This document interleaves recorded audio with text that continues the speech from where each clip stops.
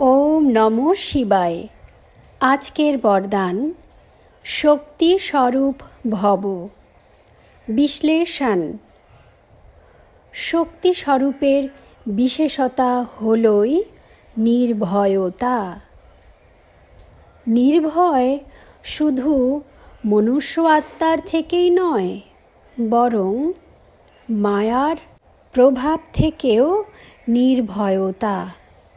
সে কখনো মায়াকে ভয় পাবে না, কারণ মায়া নিজেই ভয় পেয়ে থাকে।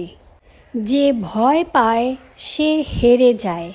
ভয়ের কারণে শক্তি আর বুদ্ধি বিবেচনা দুটোই হারিয়ে যায়। তাই যে কোনো প্রকারের ভয় থাকুক না কেন, তাকে শক্তি বলা যাবে না। তো আজকের বরদানে আমরা কি জানলাম? আমরা সম্মান নিয়ে প্রতিদিন নিজের সঙ্গে নিজে কথা বলি, সম্মান নিয়ে সেই সমানে চলি। আমরা বলি মাস্টার সর্বশক্তিমান, আমি শক্তি স্বরূপ, আমি শিব শক্তি।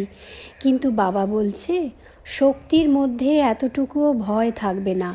এই যে আমরা দেখি শক্তির পুজো করি, দুর্গা, কালী কিংবা গণেশ, হনুমান, যাদের শক্তির জন্য আমরা তাদের পুজো করে থাকি, এরা কি কখনো কোনো জিনিসে ভয় পায়?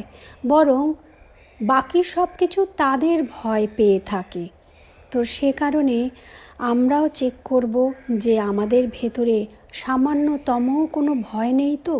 বাবা বলছে এখানে মানুষকে ভয় পাওয়ার কথা নয়, শুধু মানুষের থেকে তো ভয় পেতে হবেই না, বরং ভেতরে অনেক রকম মায়ার প্রবেশতা হয়। মায়া আমাদের উপরে বার করে, অ্যাটাক করে। তো সে তখন মনে এরকম হয়, আরে আমি তো মায়ার কাছে হেরে গেলাম, আমার মধ্যে তো এই দুর্বলতা রয়েছে, আমি কি করে শক্তি হতে পারি, বা আমি পারবো না, এই ধরনের।